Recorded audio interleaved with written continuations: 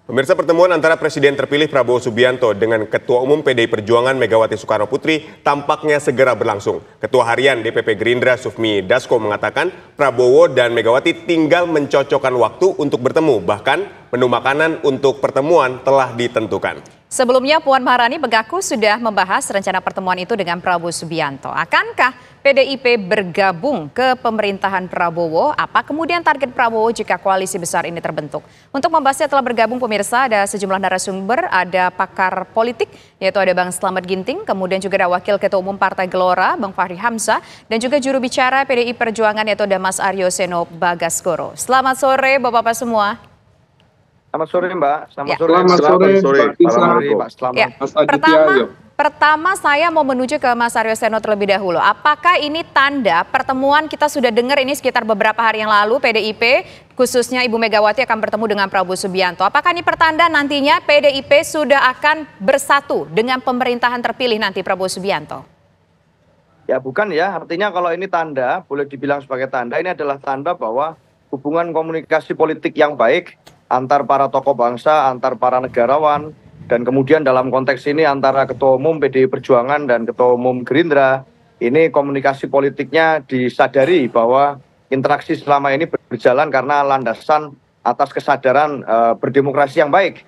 Maka dari itu jika ada perbedaan sikap politik di berbagai periode sebelumnya, di berbagai pilpres, di berbagai pemilu sebelumnya, tidak lain tidak bukan ini dimaknai sebagai hal yang biasa saja di dalam mekanisme dan tradisi pemilu kita. Tetapi dalam konteks yang lebih luas tentu ada banyak hal yang harus kemudian dijaga dalam konteks komunikasi. Kita sadar bahwa pengalaman panjang PDI Perjuangan sebagai sebuah partai politik telah menunjukkan kepada publik bahwa kami memang punya rekam jejak baik berada di dalam maupun di luar pemerintahan. Dan dalam kedua fungsi tersebut kami berupaya optimal untuk bisa menjalankan fungsi-fungsi sebaik mungkin. Maka dari itu pertemuan ini tidak bisa serta-merta langsung disimpulkan akan menjadi satu tanda bahwa kita akan bergabung dengan pemerintahan baru. Bagaimanapun sebagai partai kita punya mekanisme internal. Lagi pula saya anggap kalau kedua tokoh bangsa sekelas Bu Mega dan Pak Prabowo bertemu, saya rasa akan menjadi sangat kecil nilainya kalau hanya dimaknai sebagai pertemuan transaksional, pertemuan tentang bagi-bagi jatah, pertemuan tentang bagi-bagi kekuasaan. Yang saya rasa harusnya pertemuan ini melampaui itu, beyond itu, dan bisa membicarakan tentang banyak hal lain tentang kondisi kebangsaan kita. Kalau memang pertemuan itu akan segera terjadi. Jadi kita tunggu tanggal mainnya. Saya paham betul bahwa ini adalah satu dari sekian pertemuan yang sangat dinanti. One of the most anticipated meeting dalam konteks politik pasca Pilpres. Tetapi tentu tidak bisa dimaknai sebagai pertemuan transaksional saja. Itu Mbak Tisha, terima kasih. Baik, ini tidak bisa dijadikan sebagai pertemuan transaksional saja. Tapi kalau Bang Fahri sendiri melihatnya seperti apa Bang? Ketika nanti pertemuan Pak Prabowo dengan Ibu Megawati, apakah ini sinyal PDIP akan bergabung dan apa sebetulnya target dari Pak Prabowo sendiri? Baik, terima kasih. Pertama-tama kita jangan lupa bahwa pasangan atau kemenangan pasangan Pak Prabowo dan Mas Gibran adalah kemenangan dari satu pasangan yang mengusung tema rekonsiliasi dan keberlanjutan. Dan keberlanjutan itu dinisbatkan kepada bahwa di antara kebijakan pemerintahan ini akan mengambil sukses dan sumber baik dari sukses pemerintahan Pak Jokowi dan Pak Ma'ruf sebelumnya. Dan oleh sebab itu kami sangat mendukung seluruh inisiatif yang ingin memperkuat tema rekonsiliasi dan keberlanjutan itu. Ini kita jangan lupa sebab kita tidak mungkin lari dari topik ini, mengingat topik ini adalah topik yang kita janjikan kepada rakyat Indonesia dan rakyat Indonesia memberikan approval kepada janji itu dan berharap bahwa pemerintahan Pak Prabowo dan Mas Gibran nanti adalah pemerintahan yang akan menjunjung tinggi nilai-nilai rekonsiliasi dan keberlanjutan. Nah, dalam rangka itulah kita memandang pertemuan tokoh-tokoh bangsa itu memang harus sangat digalang dan diseriusi. Bahkan Pak Prabowo dalam hal ini sangat menginginkan agar semua mantan pemimpin bangsa di masa yang akan datang itu ada tempat untuk bersama-sama. Bahkan pernah beliau mengatakan akan berdirinya Presidential Club. Sehingga nanti Ibu Mega, Pak SBY, Pak Jokowi, dan semua mantan kita yang masih hidup itu bisa bertemu dalam rangka menciptakan iklim baik di tengah masyarakat kita, bahwa sesungguhnya pemimpin kita masih bertemu dan berbicara satu sama lainnya. Karena itu sangat penting sekali pada penciptaan iklim rekonsiliasi secara nasional.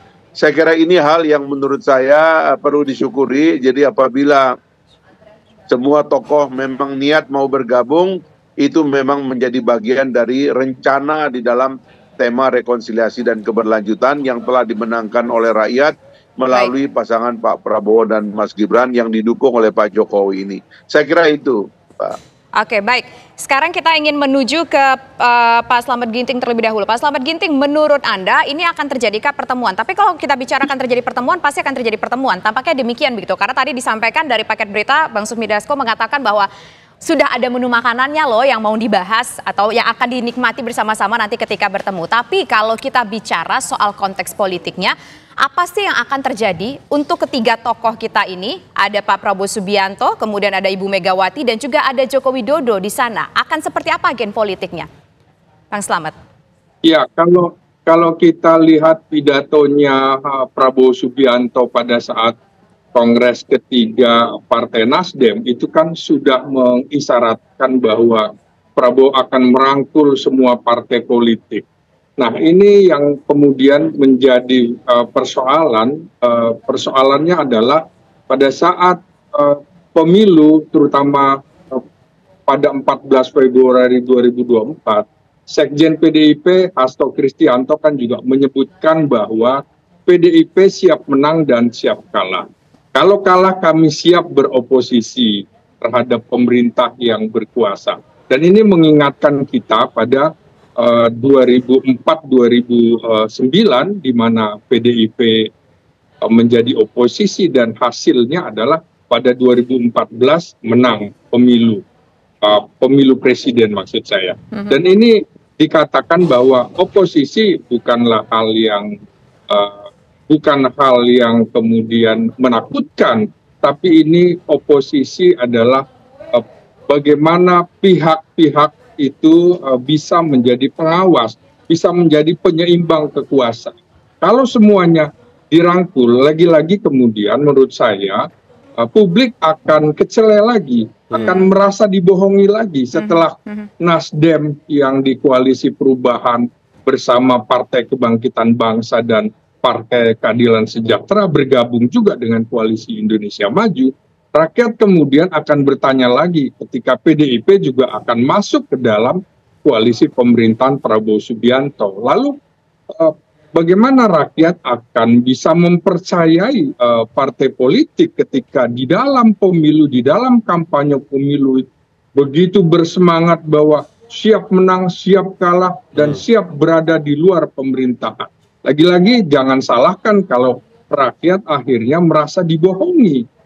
Lagi-lagi kemudian akhirnya hanya pihak akademisi, pihak kemudian civil society yang bisa diharapkan oleh masyarakat untuk menjadi pengawas atau fungsi kontrol sosial bersama media massa terhadap kekuasaan. Jadi tentu persepsinya bisa beragam di dalam rencana pertemuan ini. Memang menurut saya tiga kekuatan ini masih diperhitungkan. Ada Jokowi, ada Prabowo, ada Megawati. Nah, selepas Jokowi tidak berkuasa, tidak lagi menjadi presiden, tentunya matahari adanya di Prabowo. Tapi di dalam politik Indonesia, dinamika ini sangat-sangat tinggi. Menurut saya, salah satu yang menjadi ganjalan juga di Koalisi Indonesia Maju adalah ada partai-partai yang mendukung sejak awal dan juga kemudian ada koalisi perubahan yang baru masuk. Baik, Pak Slamet. Dengan adanya PDIP yang kembali masuk dalam pemerintahan, tentu kue kekuasaan akan dibagi sangat banyak. Ini membuat juga partai-partai pendukung Prabowo merasa juga menjadi tidak nyaman. Begitu konteksnya. Oke, baik.